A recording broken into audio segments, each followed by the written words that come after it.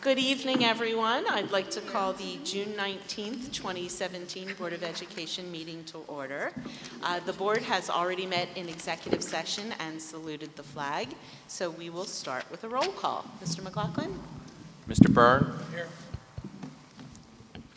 Dr. Dunton? Here. Mrs. Richmond? Here. Mrs. Gray? Here. Mrs. McCune? Here. Mrs. Wooldridge? Here. Mrs. Korn? Here. Mr. Fry? Here. Mrs. Swerner? Here. Madam President? All right. I am not going to read item number 6, the statement of public notice to you, but if you're interested, there are copies of our agenda at the front of the stage. I will remind everyone that you will have 2 opportunities tonight to address the board. During the first session, you can comment on any of our agenda items. During the second public comment session, you can address the board on any topic that is on your mind. And with that, I believe we are up to the student representative report. I am delighted to see that a recent class of 2017 graduate, Lucas Miller, is here tonight. I'm very impressed you decided to show up. You didn't have to. Let's hear what you have to report this evening. Thanks. So obviously graduation just happened, also project graduation. So I don't have any big events to report on for the future, but those went very smoothly. Everything went very well. The one big thing I do have to report on today is the results of the elections for next year's student government. So the results are president of the student body for next year is R.J. Milligan, vice president Ryan Mullen, treasurer Francesca Menard, and secretary Connor Youngberg. So next year, I believe your student representative will most of the time be R.J. Milligan, and you're in good hands. You'll remember him from the last meeting. He won one of the military awards, so I think everything's going to be fine next year without me. But beyond that, I just want to take one more opportunity to address the board and just thank you all for caring about our education system. Coming from someone that started at Cedar Hill and I've been here K through 12, it's just nice to know that we have people like you that continue to care so much about our education system and repeatedly make this one of the best public school districts in the nation. So thank you very much, and thanks for having me this past year. Thank you so much. Does anyone have any questions or comments for Mr. Miller? I just want to say good luck with the Thank you. future. Thank you. And I was just going to say congratulations and good Yeah. luck. And I'm going to proudly say, go Terps. He's going to my school. Oh, okay. Great. Well, thank you. You're welcome to stay, as always. Go off on your way. Yeah. Can I take the nameplate? All right. I think you can keep your name tag with wonderful memories, hopefully, or memories of how boring these meetings were. Either way, you'll remember us. Thank you. All right.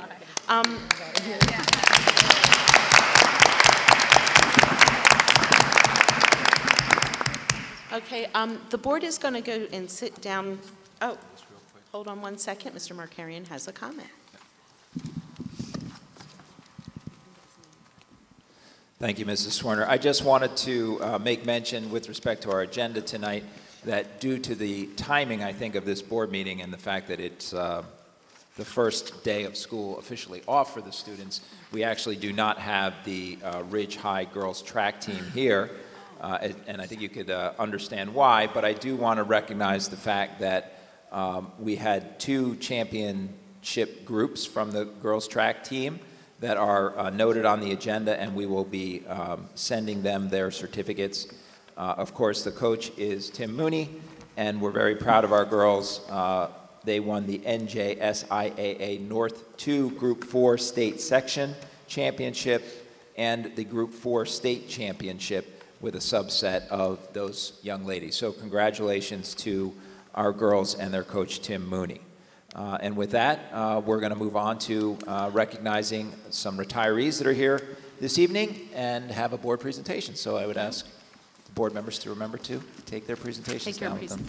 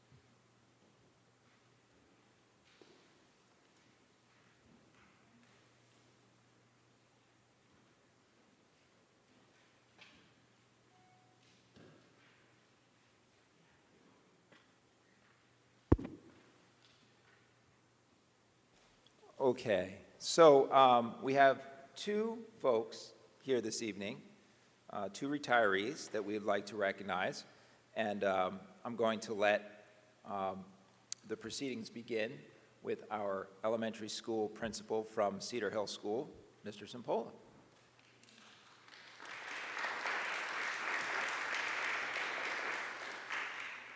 So I'd like to invite Mrs. Diana Kecker to come on up.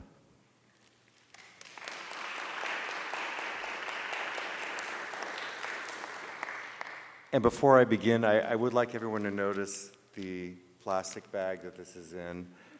And it is significant because Diana, the book I'm going to show you in a minute is a book that Diana received from the students and the teachers. And when she brought it to me, it was in this large plastic bag.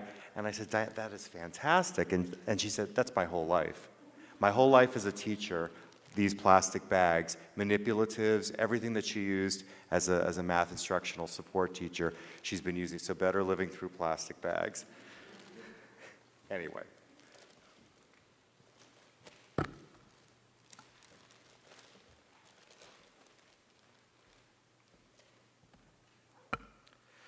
So good evening, Mr. Markarian, Mr. Syatt, Mr. McLaughlin, members of the Board of Education, colleagues, and guests. This evening, I am overjoyed to have the opportunity to speak about Mrs. Diana Keckert, who is retiring from the Bernards Township School District after 24 years of service to the students of Cedar Hill and after 32 years of service as an educator in the great state of New Jersey. Now, those of you who know Diana knows she loves math. Let me count the ways. Diana loved math and science throughout high school in Cranford, New Jersey, where she grew up. Now, even though she decided to become a math major at Chestnut Hill College in Philadelphia, at the beginning of her college career, going into teaching had not intersected with her love of mathematics on Diana's graph of life. She filled her schedule with as many math and science courses as possible. But as happens to almost all college students, several variables entered Diana's path. She began tutoring math at a local orphanage. She soon discovered a second love, working with children. Suddenly, the coordinates on her graph pointed her towards a bachelor's degree in elementary education with a concentration in math and science. Following her degree at Chestnut Hill College, Diana returned to New Jersey and began teaching 5th grade at Roosevelt Elementary School in Cranford in the early 1970s. She credits her science background and experience with helping her get her first teaching position. Diana told me that she prided herself in using differentiation of instruction before it was even a term, guiding her students to success and confidence in problem solving. Diana's life graph added another important intersection during these early years of teaching. She met her husband Bob during this time. A girlfriend with whom Diana taught set up Diana and Bob on a blind date, an unknown factor that soon became very familiar to her. Diana also taught at Orange Avenue Elementary School in Cranford when a few more variables intersected her graph of life, her two sons, Robert Jr. and Michael. Diana took a hiatus from teaching for a sum of 13 years to raise her sons. Everybody's getting it, right? Okay. By 1993, living in Basking Ridge and with her own children in elementary school, Diana made a 180-degree turn and re-entered the teaching profession right here in Bernards Township. At first, her re-entry slope was gradual, beginning in 1993 as a substitute teacher in grades 1 through 5, mostly at Liberty Corner and Cedar Hill schools. However, In 1998, her Y coordinates rose sharply, her slope increased, and Diana began working at Cedar Hill as a math and language arts instructional support teacher. And even though Diana's first love was math, anyone watching her teach could see how deeply she cared about her students as well. Now, those of you who've been around Basking Ridge for a long time know it went from a farming community to AT&T headquarters, and the population multiplied, as our district demographer has often reported to the Board of Education. As more students came to Cedar Hill, there were more needs to be met, more teachers hired to meet those needs, and by 2003, the product of all this change resulted in Diana's job evolving solely into a math instructional support position. Now, of course, with all these variables occurring, Diana was not going to be left in an empty set. She went back to school twice during her career to earn 2 master's degrees, one from Seton Hall, concentrating in counseling and special services, and one from Nova Southeastern University, specializing in elementary mathematics. Diana told me that teaching and learning math is not passive, nor should it be approached like a death march, the so-called drill and kill approach. It should be an animated parade of concepts that grab kids and keep them engaged by using anecdotes, associations, vivid examples, and tricks of the trade. Kids will learn and want to be challenged. And Diana, that is exactly what you have done. At our last Green and Gold Whole School Assembly on June 2nd, Mrs. Keckert's students presented her with a book of thank you letters for all her work as their teacher and memories from her Cedar Hill colleagues.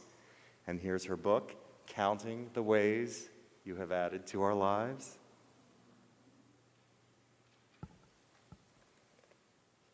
And I didn't lose any letters yet. So some of the student examples said, Dear Mrs. Keckert, thank you for helping me understand the math lesson I didn't get. Love, Rylia. Dear Mrs. Keckert, thank you for helping us learn math problems and hot questions. Kasha. Dear Mrs. Keckert, thank you for teaching me math. You are an awesome teacher. You taught me how to do math tricks, math problems, and hot chilies. I will miss you so much, Leah. Dear Mrs. Keckert, thank you for making our minds bloom, and there's a little flower coming out of the student's head, and teaching us math tricks. Love, Maddie. Dear Mrs. Keckert, thank you for showing me that math is used everywhere and that life is math. Love, Braden. Dear Mrs. Keckert, enjoy your retirement. You have been a spectacular teacher. I remember the time you helped me with my subtraction in 3rd grade. You pulled me aside and gave me like 8 problems. Now I can do subtraction without a problem. Your thankful student, Anthony.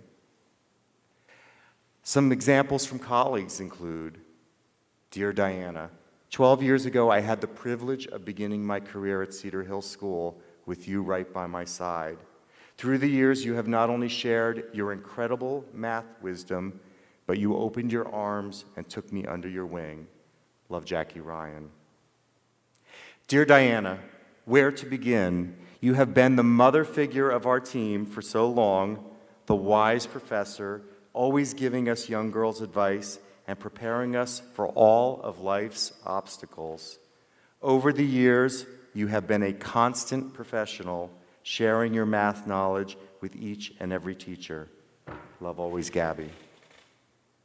Dear Diana, I have learned so much from you and will continue to pass on your math tips and strategies to all my future classes. The Cedar Hill students and staff have been so lucky to have you impart your math wisdom on them. Love, Elizabeth Messier. In addition, this book is filled with some favorite Diana-isms, quips of knowledge, of wisdom Diana was frequently heard uttering in the classrooms and halls of Cedar Hill, and they're numbered. Dianaism 111, between you, me, and the lamppost. Dianaism 102, keep it in the vault. Dianaism 112, let's say you get Ridge Pizza, ... Dianaism 105, oh, really? Diana, for me, as principal of Cedar Hill, I am honored to have the pleasure of working with you for my first year in the school. I wish there were going to be more with you, but I am thrilled that you are getting time to relax and pursue other interests. As I worked on writing the speech, reading over the information you shared with me, the notes from your students and your colleagues, the lovely comments I have heard from parents of your students, it all adds up to one amazing career. A consummate professional, a lover of learning, a caring individual who has and continues to enrich so many lives, both in and out of the classroom. We will miss you. Your Cedar Hill family wishes you the best of fun, joy, relaxation, and excitement as you approach that next math challenge in your life. For life is math, and you have added so much to so many lives. Congratulations.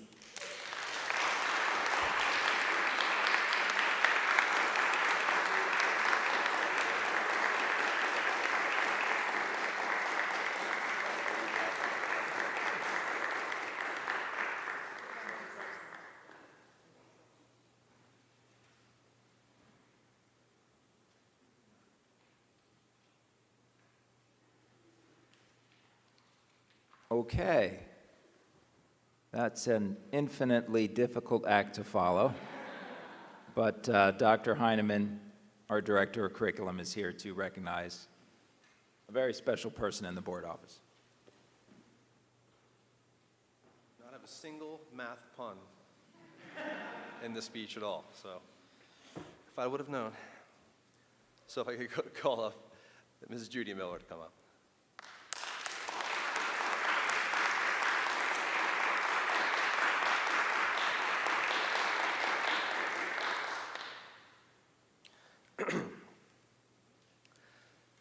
It's a bit bittersweet. When Judy Miller came to us in the summer of 2007, she did so with a variety of life and work experiences behind her, traveling New Jersey to Arizona to Pennsylvania, and finally back to New Jersey while working various jobs and raising her children. In those transitional times, she found herself working at schools, insurance companies, and medical centers.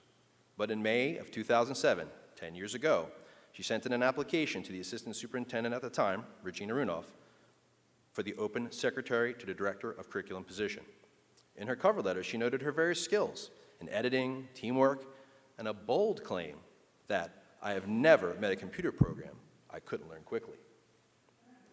10 years later, after OnCourse, Rubicon, and Google Apps, we know that claim to be absolutely true.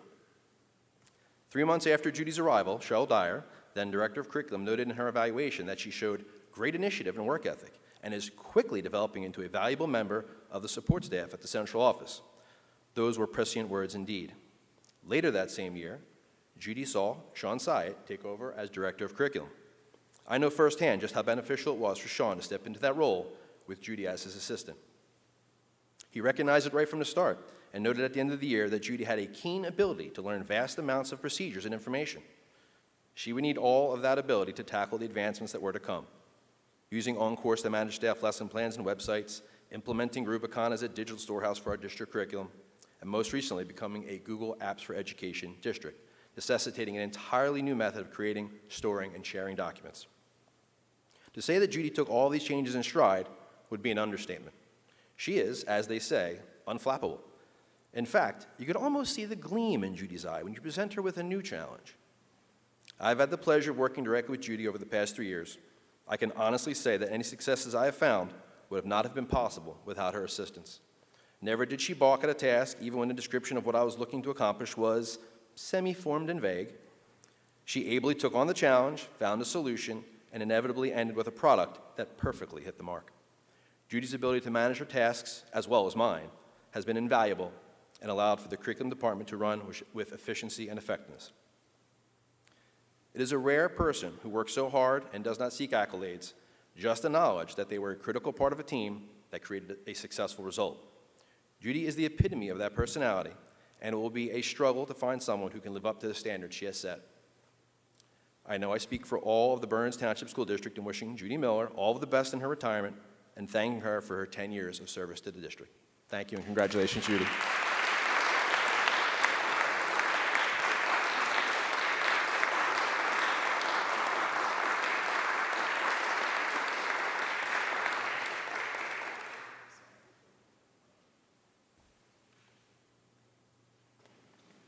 Okay, great. Thanks, Dr. Heineman. I'd just like to jump in there for a second and also thank Judy personally because there was a need in the board office for a period of about 7 months for the superintendent to fill a short-term vacancy for his executive assistant. And I had to try to come up with the answer to the question of, who could do the multitude of tasks and put up with me at the same time on short notice. And Judy, I just have to thank you personally also because you really stepped in and you saved my bacon for 7 months. So thanks a lot. I really appreciate that, and I wish you nothing but the best. So we're going to move along to the next portion of our agenda. At this time, we have David Nyman here. David is going to come and speak to the board and the public about Effective School Solutions, a program that we hope to approve this evening to bring to our district at Ridge High School next year. Thanks, David.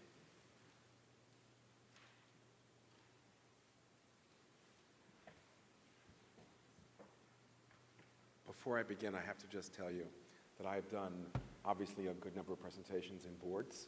I have never come across a board meeting with the warmth that this obvious board has and this community has. It's rather touching as someone who's been in lots of different meetings, and it never feels like this. It's really quite a statement. And by the way, this building is magnificent, but that's another discussion. Anyway, I'm here to talk about Effective School Solutions and the role that it will hopefully be playing in your district. It's up there.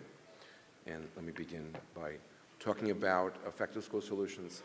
The mission of Effective School Solutions is to provide intensive clinical psychiatric treatment programming within the school structure for students with emotional and behavioral problems so they can be maintained within the public school setting and benefit from everything that a public school system can provide, especially one like this.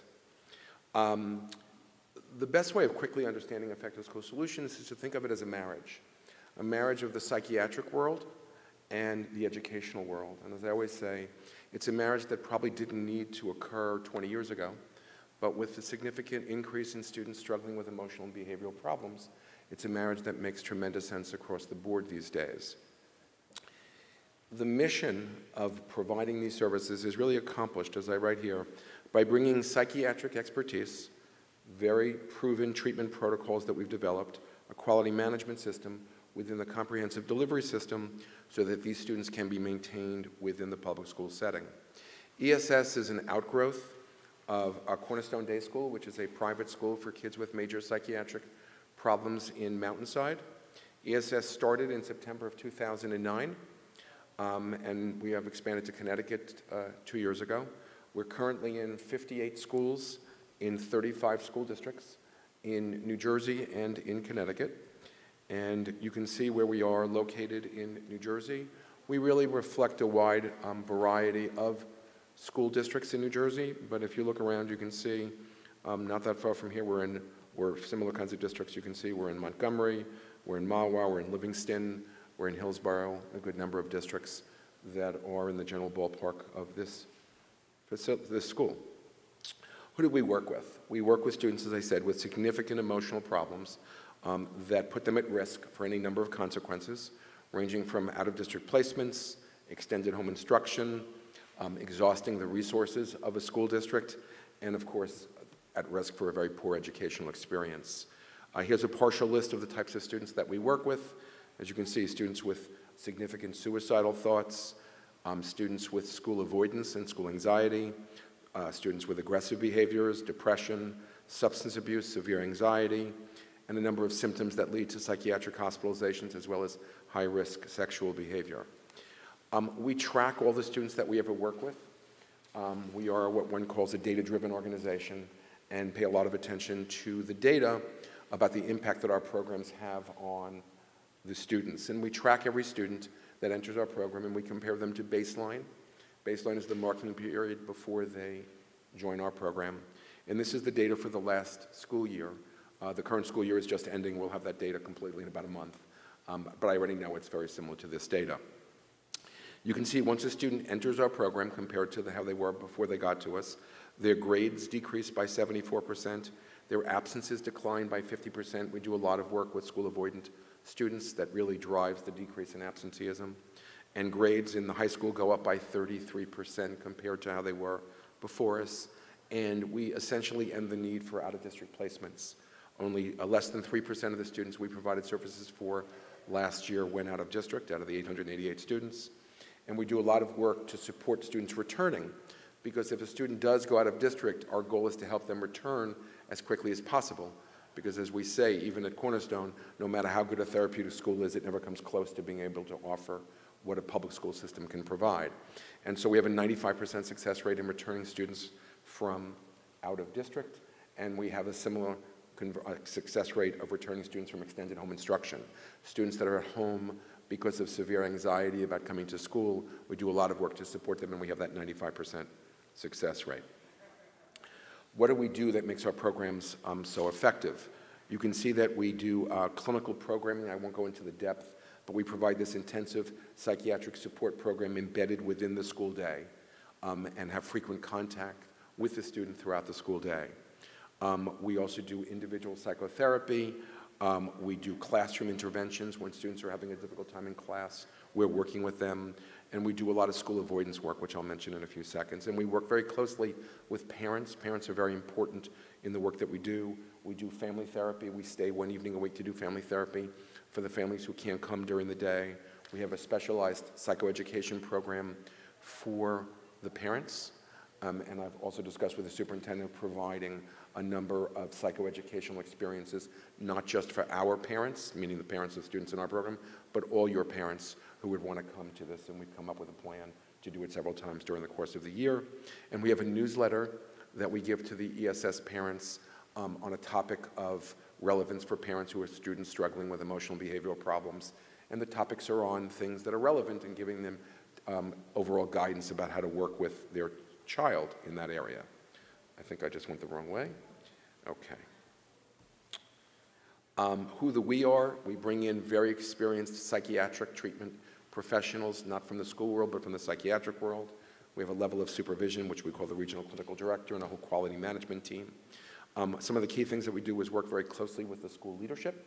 And I should tell you, by the way, that your new principal of your high school, which we haven't talked about, is coming from Vernon, and we're in Vernon. And he's very excited by the prospect of us joining him, so it's a nice thing for us, and hopefully for him. We work very closely with the school leadership, the assistant principal, child study team, guidance, the whole series of meetings that we do on a regular basis to work closely together. Another initiative that we do that's really very important is the training that we provide for the teaching staff. Teaching staff, really as part of their education, don't really get trained in working with students with emotional and behavioral problems, even special ed teaching. Teachers don't, and we do a lot of training for the teaching staff. We have a whole series of presentations that we do that we've been talking about that would apply to this district, and we do this training throughout the school year for the teaching staff. We also do an off-site training program for select teachers to spend a day with us on working, which we call Tips for Teachers is the name of that conference that we do every year for them. School avoidance. We should talk a little bit about school avoidance. School avoidance is common in a lot of the districts that we work with. The data I mentioned to you about the 50% decline in absences are really driven by the effectiveness we have with school-avoidant students. We have very specialized protocols that we've developed that govern how we run our programming. And for school avoidance, it involves specialized assessments of the family. We track the student's attendance. If the student is absent 3 days in a row, we go to the student's house and do a home visit and have a whole series of clinical interventions designed to help the student be able to return to school. When they return to school, we have a whole series of meetings. Sometimes we meet with the student between every period on their first day back or even their first week back to support them in between periods as they're going through the school day. And in addition to family therapy, we do a lot of what we call parent coaching with the students who have school avoidance, because there's a whole series of ways that parents need to intervene with their child to make a difference. And we do this through phone calls in addition to the family therapy. It's not uncommon for us to speak to the parents twice a week during the school year. And these are the protocols that really make a difference. So why do districts contract with us? Really for two reasons. One, for the dramatic improvement in the school-related performance of students with emotional and behavioral problems, as I showed you. And our programming allows students to stay in the least restrictive environment. Here it will be in mainstream classes, which of course is a tremendous opportunity for the students, and we prevent students from needing to go out of district. The way we always describe effective school solutions is it's a win-win-win. It's a win for the student. The student gets to be maintained in a school with an auditorium like this. Is quite an opportunity. It's a win for the parents. The parents get all of our services, and it makes a huge difference in their child's life. And it's a win for the district because the district has a student whose grades improve, attendance improves, and they get to stay in the district, which is a great benefit on so many levels. What are we planning on doing? We're planning on starting in the high school next fall with 18 students. We'll have 4 staff involved, 2 full-time. Will be based here carrying the caseload. Then there'll be the regional clinical director and the quality management. The last thing we always talk about is why ESS is so unique and, as we say, the solution that cannot be replicated. And this outlines all the things that we do that make our program so effective, ranging from the protocols. We always say that we're not as good as our therapist. We're as good as our therapist working within the protocols that we've developed. We have a very extensive supervision and quality management system, the school avoidance interventions, the data collection, the data that I showed you as an aggregate across the board, we give that to the district generally twice a year, looking at their specific district. We also do parent satisfaction surveys, and we give you the data very specific to your district to evaluate the impact that the program is having on your students. The family program, the evening family programs, that psychoeducational program, I don't know if I mentioned the psychoeducational program we do for the parents one evening a month also. We did mention that? Okay. And the documentation, we keep detailed clinical records, which protects the district if, God forbid, anything ever goes wrong. We have the demonstrated of all the services that were being provided. And the training for the teaching staff and our staff really all together make the program effective, which is why we call it Effective School Solutions. Thank you. Any questions?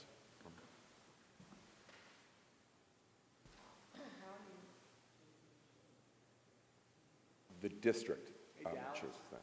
Yes, sorry. Can you mic this one up a little bit? Thank you. You want to repeat your question, please?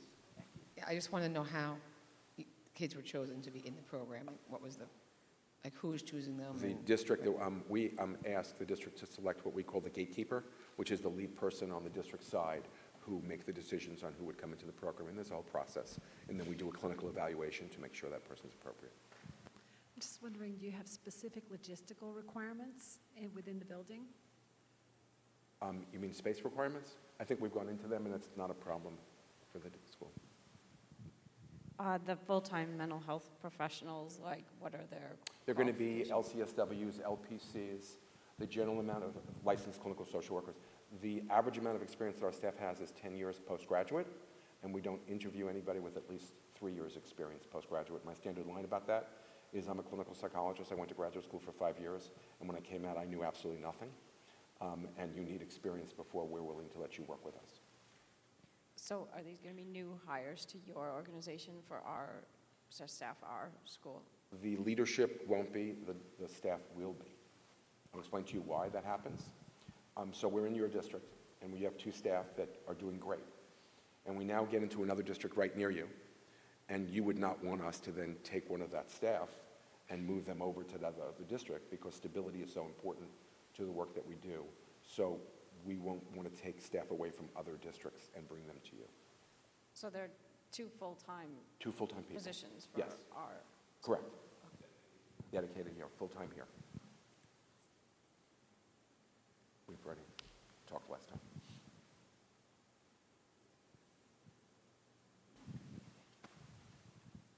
Thank you. Thank you, David.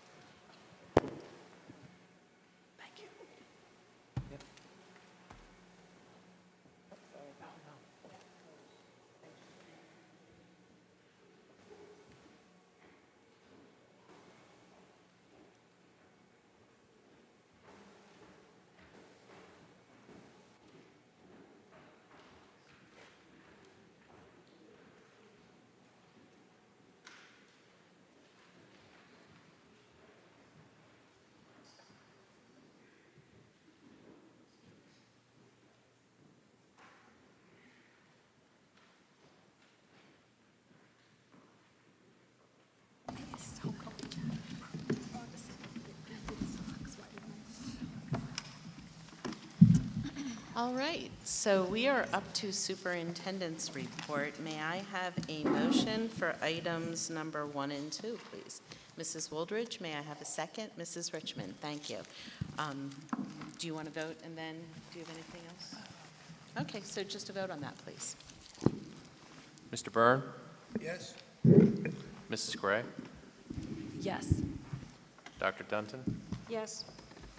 Mr. Fry? Yes. Mrs. Richmond? Yes. Mrs. Korn? Yes. Mrs. Wooldridge? Yes. Mrs. McCune? Yes. Mrs. Swerner? Yes. Madam President? All right, we are now up to item number 12, public comment on agenda items. You may now address the board on any of the items that are on the agenda only. I'd like to remind you, when you come up, please state your name and address, sign in when you're done, limit your comments to 5 minutes or less, and please remember you're entitled to speak just once during each public comment session. Do we have any comments on agenda items? Okay, so public comment on agenda items is closed. We're now up to item number 13, approval of the minutes. May I have a motion to approve them? Mrs. McEwen, may I have a second? Mr. Fry, may we have a vote, please? Mr. Byrne? Yes. Mrs. Gray? Yes. Dr. Dunton? Abstain? Mr. Fry? Yes. Mrs. Richmond? I was absent, and I'm for this meeting, so I'm going to abstain. Mrs. Korn? Yes. Mrs. Wooldridge? Yes. Mrs. McCune? Yes. Mrs. Swerner? Yes. Madam President? All right, we are now up to finance. I believe there are 16 items to move. May I have a motion, please? Mrs. Wooldridge, may I have a second? Mrs. Korn, Mrs. Wooldridge, do you want to report and go over before we vote? Sure.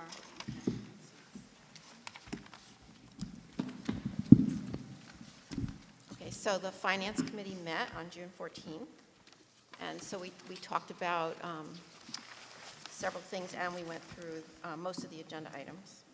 So I wanted to report on the Cedar Hill and Liberty Corner lighting projects.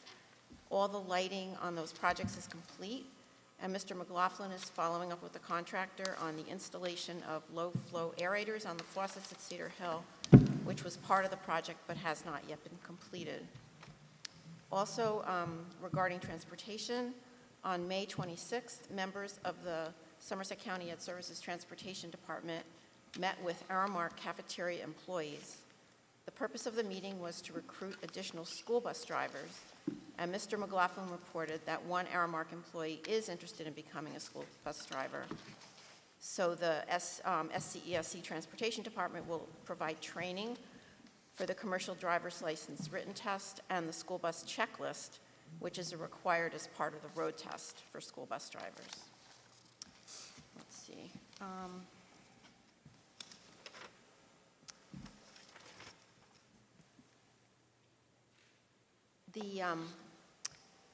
I just wanted to report that the one-year contract with Effective School Solutions is on the agenda tonight, and you just heard a presentation.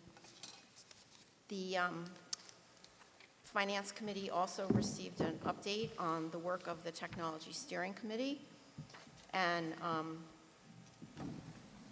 the implementation of a student device initiative is currently in the preliminary concept stage at this time. And there's some information in the minutes about that. And I wanted to just go through the agenda items. Let's see. I wanted to highlight 2 PTO donations. One, the William Annan PTO. Thank you to the William Annan PTO for donating $13,800 for node chairs. And also a thank you to the Cedar Hill PTO for a $3,381 donation for a Gaga pit. And let's see what else. We have an approval of the food service contract with Aramark. We have putting funds into the capital reserve and the current expense emergency reserve. We're also approving the 2017-18 health insurance policies with Horizon Blue Cross Blue Shield, establishing an allowance of up to $15,000 for the Ridge Track project to be used for change orders, and approving construction administration services for the summer capital projects. So does anybody have any questions? No questions? I just want to know, what is a Gaga pit? Oh, I have the same question. Gaga is a game.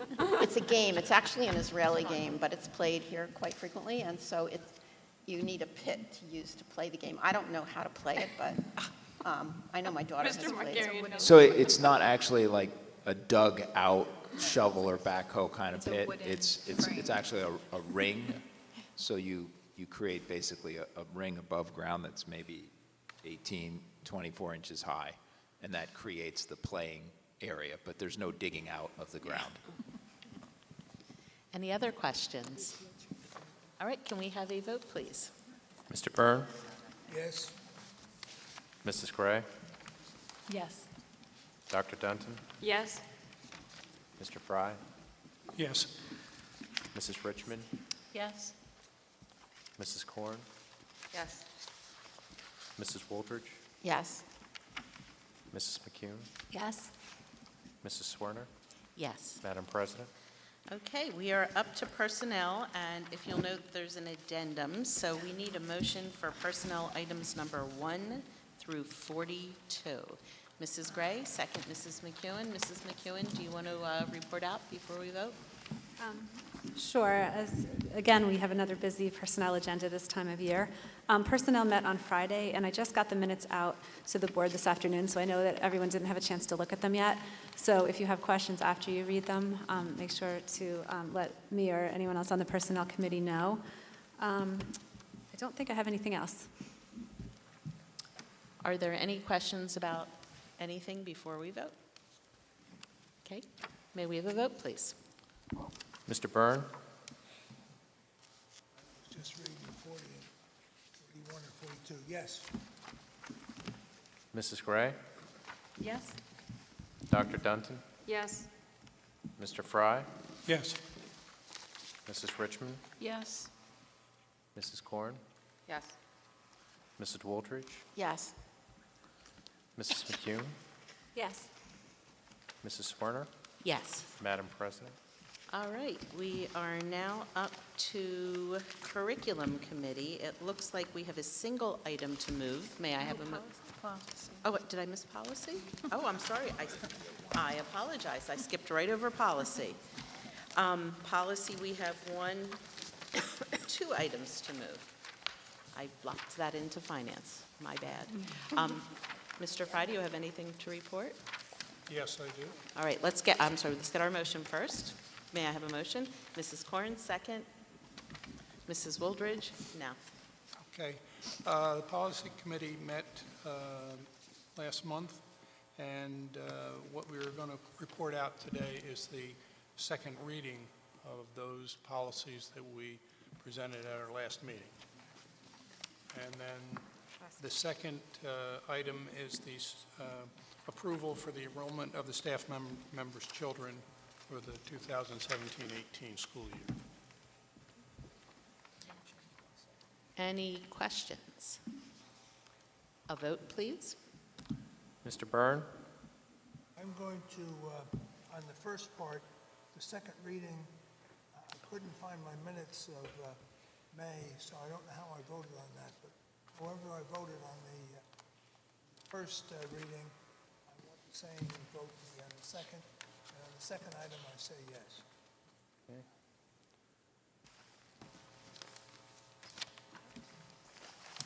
Mrs. Gray?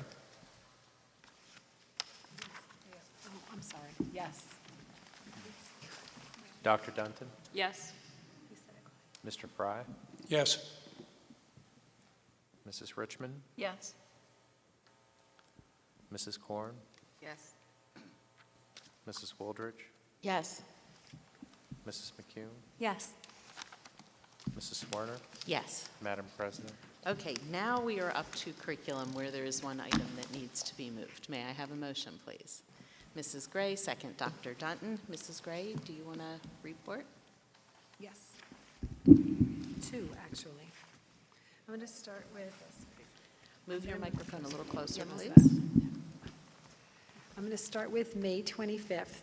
The Curriculum Committee met on May 25th. It was the second curriculum meeting of May to address some special topics. Over the last many months, a number of items have kind of accumulated, and we agreed to break them out into categories that could be handled with specific administration members in the room. So this meeting was, it's dubbed a special topics meeting. And the special topic of this one was elementary, K to 5. And it was broken down into 3 categories. We did not get to all of them. We started with Common Core. And I'm just going to say that this is a break from, it's going to be detailed because some board members have expressed concern about a lack of detail. But it's also in a different format because of the nature of how it was compiled. It was more of a question and answer and included all 4 of our elementary schools' representation from either the principal or the assistant principal in that building. So the first question was relative to how teachers are feeling with the implementation of Common Core. And the answer was that overall teachers are expressing that the scheduling is tight. Currently, grade 3 to 5 teachers are feeling the pinch in science with the implementation of the next generation science standards. They are juggling materials availability and lesson details. In English language arts, the teachers have moved toward more small group instruction, and it's working very well. They have eliminated the use of timers to shift from one activity to the other, which has created a more relaxed classroom environment. Teachers have been very pleased with the feedback from the DIBELS testing in first grade. They also find the curriculum is good but strenuous, and they work hard to create a balance between academic and social emotional. The use of more guided reading, guided math, and small group instructions helps in working toward that balance. The small group approach is helping with the intensity. One new approach that's working well is something they call a menu concept, where teachers look at the elements of the curriculum and assess their students to see if there are concepts that they already know. If this is the case, they don't feel compelled to spend a lot of time on things just to say that they've ticked a box. In summary, 5 years in, Common Core is working and flowing much better than it was at implementation, but teachers continue to find creative and innovative ways to break up the day and keep students engaged. The second question, is the amount of seat time required in the daily schedule significantly higher before Common Core?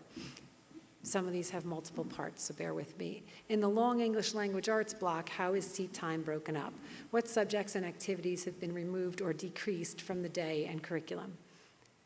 This was done just as a footnote in sort of a discussion format, so there isn't necessarily a direct answer to each of them, but I just gathered all the information that the administrator shared. The English language arts block is 90 minutes. The math block is 60 to 70 minutes. The long blocks are broken up. Teachers are encouraged to take breaks with the students as needed. Teachers are using a gradual release of responsibility technique that creates more movement within the instruction. Teacher will begin by modeling the concept being taught, then the students and teacher will model together, then students will split into groups and continue working. The end goal is independent work. This approach creates a dynamic classroom with lots of moving around. Stamina building is inherent in the process. The overall result is more student-centered instruction and less teacher-led instruction. The intensity of the instruction requires more movement and breaks. Principals encourage their teachers to take students outside for short breaks when possible. Principals also report that teachers are getting creative with making the classroom environment more homey and comfortable. They feel this helps with relaxation. Teachers are also making use of an online tool called Go Noodle, which provides short interactive activities. Per their website, these desk-side movements help the kids achieve more by keeping them engaged and motivated throughout the day. Next question. What is the parent feedback regarding elementary expectations that may be causing stress and/or academic issues? Do teachers feel homework is a major source of stress? What is the anecdotal information on how many parents are hiring tutors for K-2 students or sending them to academic summer programs? Principals reported various and somewhat differing observations regarding homework and academic stress. In some buildings, there are parents who express concern about too much homework. However, there are also buildings where there are strong feelings from a majority of parents that there should be more homework, particularly in grades 3 to 5. For teachers, the first thing to come to mind is often the potential parent reaction when there is an increase or decrease in homework. The general impression regarding tutoring in the elementary grades is that it is sought when a student is struggling or needs additional instruction. There is nothing to indicate that parents are hiring tutors at this level to accelerate. Some students definitely attend after-school programs that incorporate learning. There was little information available on students attending academic summer programs. The climate surveys may give some insight into this, so we'll have more information to come. The next question, are more children demonstrating behavioral issues in the classroom? Are more on medication? Do more have school anxiety? Are more acting out? Ms. O'Connell reported, for the audience, that's the Director of Special Services, reported that many students are not arriving at school ready to learn, in quotes. She shared that there are various reasons this could be the case, but the result is the same. Students are not prepared to sit in the classroom and begin the school day. Principals reported that teachers are practicing David Sousa's prime time learning. Teachers are finding prime time learning an effective strategy for planning lessons.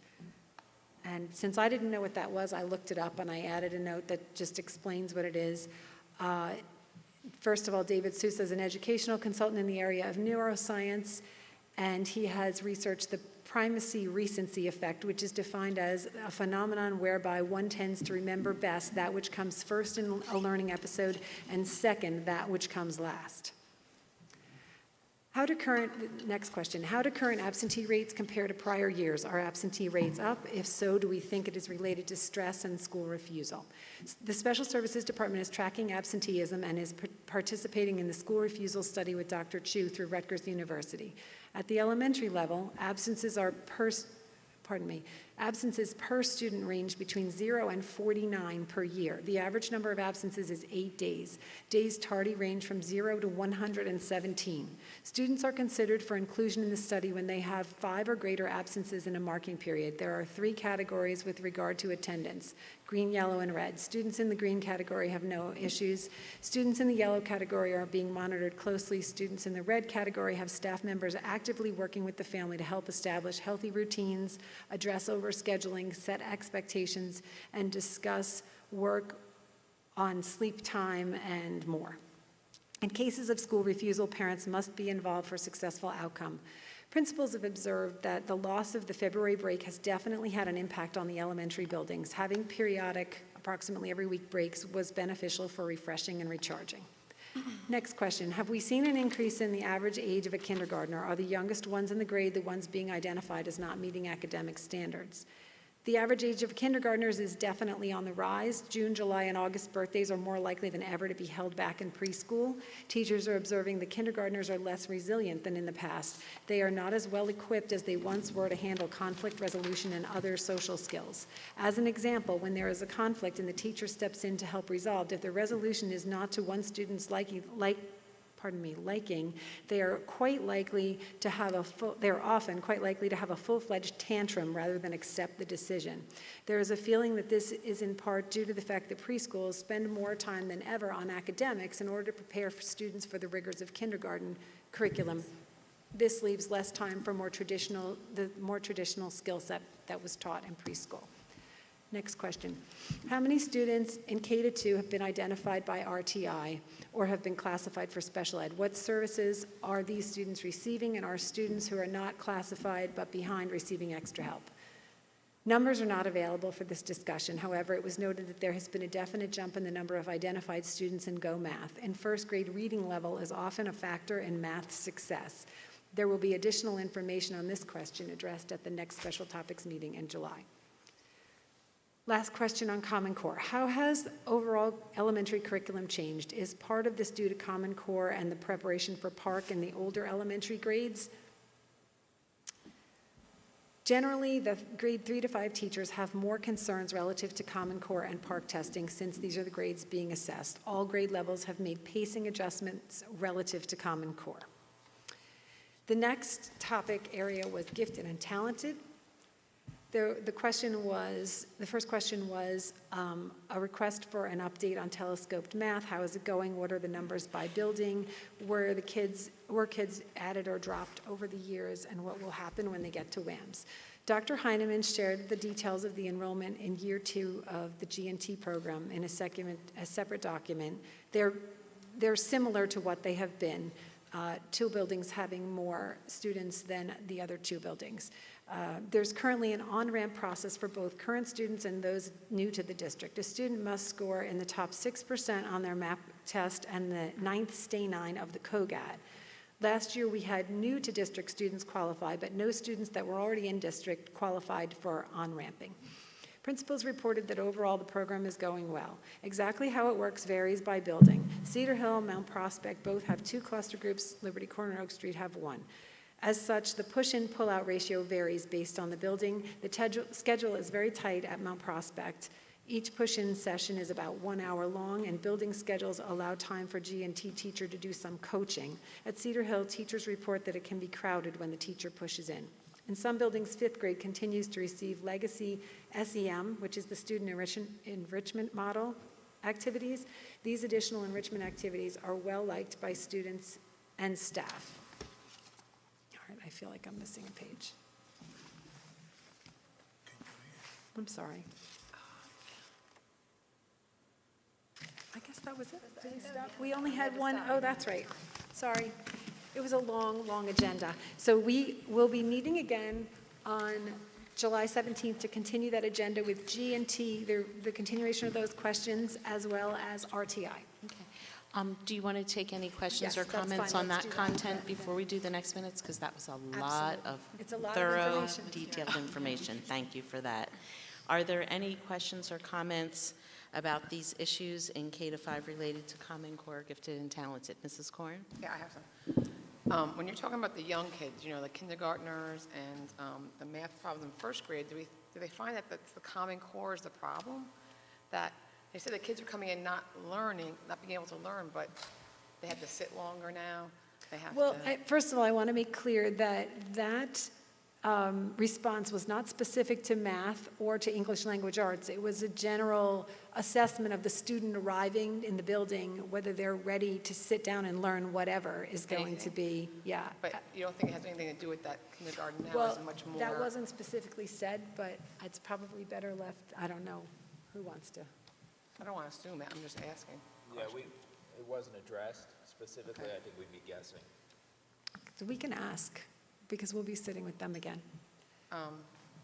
Because, from what I know of the math and the way it was going from top down, that was never really developed for younger children.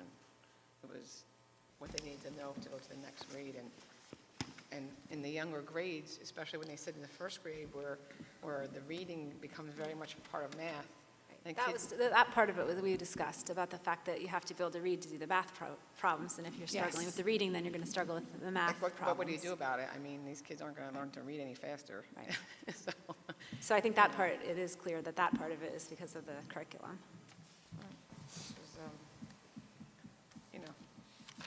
can do more for them. I also wanted to comment on the February break, because I think that's something we should really look into, trying to get back for, especially for, not only for the younger kids, but for the older kids who are doing stuff all year round, and they get no break. And that February break was the one break that almost everyone could take advantage of. Yeah. And that's a policy issue that definitely impacts curricular success as Right. well. So, I just thought maybe we could seriously look into that again, because it's something that benefits more people than it does not, I think.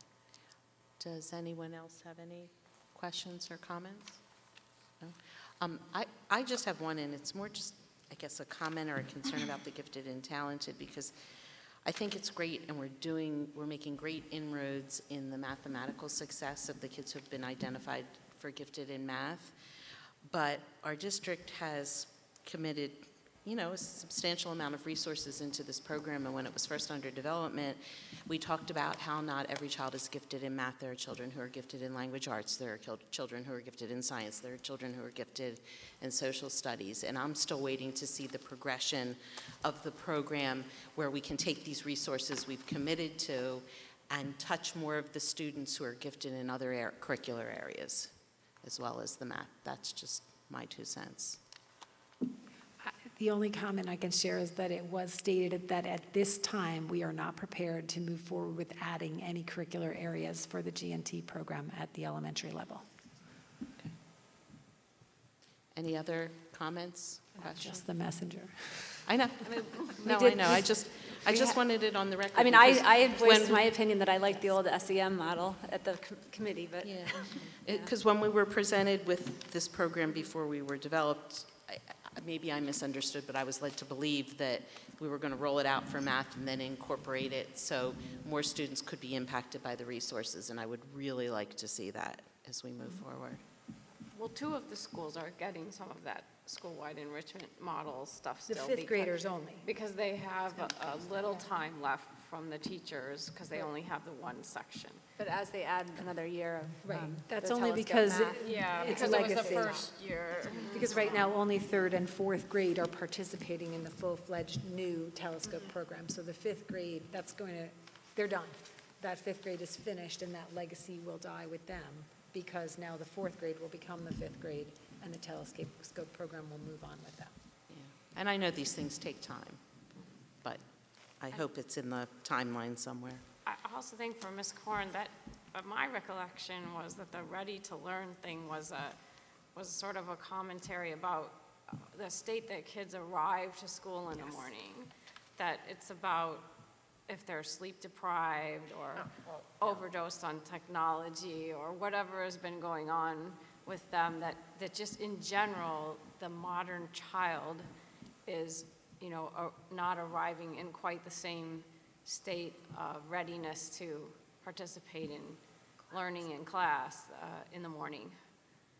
So I don't think it was about It's hard to tell. It was the hard to- curriculum, yeah. I mean, you're talking about curriculum, it's hard to tell, like, it's, I mean, Well, it's difficult to assess. they're only dealing with the children they're dealing with right now, with the curriculum that we have right now. So you can't really make a direct comparison, but I agree with Dr. Dunton. I think that they were just speaking to the general state of the child when they arrive at the front door, walking in, and It's not them are they sitting there ready all to day. learn? Are they rushed? Have they been, hurry up, get your instrument, get out of the car, we got to get going, that kind of thing? Or did they have breakfast? Did they have a calm ride to the school, that kind of thing? Which is not to say that what you're asking isn't a factor. It's just not Yeah, what well, was that- presented. That's good, because I didn't really, Yeah. it was hard to tell from that it was only about how they arrived. Any more discussion about these specific topics? All right, so you have another set of minutes to I do. report? Sorry. Great. This was the June 9th regularly scheduled curriculum meeting. And our first topic was STEAM and STEM. And I'll start by just explaining that over time, there have been lots of questions, and we've heard members of the public comment on the music program and the impact that the STEAM Academy has had on the music programs. And so Mr. Fackelman put together some information on the numbers and put them into a grid for us so that we could take a look. So I'm just going to read from this. In an ongoing discussion to broaden understanding of how the STEAM Academy may or may not be affecting the music programs, Mr. Faculty provided a spreadsheet detailing the music enrollment from 2013 to current. So what we saw is that very specifically in the area of band, there has been virtually no change whatsoever. There has always been a drop-off between 8th grade band enrollment as the kids move into 9th grade. As with regard to orchestra, there was definitely a little bit more of an indication that there may be an impact. 15 of the incoming, using this year's data, 15 of the incoming STEAM Academy students are currently in the 8th grade orchestra. Of the 15, all 15 were asked during the interview process whether they would continue to take music if they could, and 6 of those 15 said they would, the other 9 said they would not.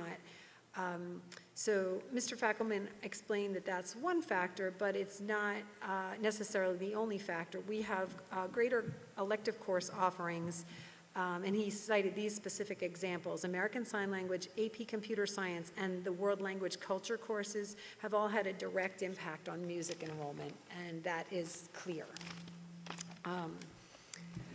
The Symphony Orchestra and the Wind Ensemble have a considerable number of overlapping musicians and must occur during the same period of the day.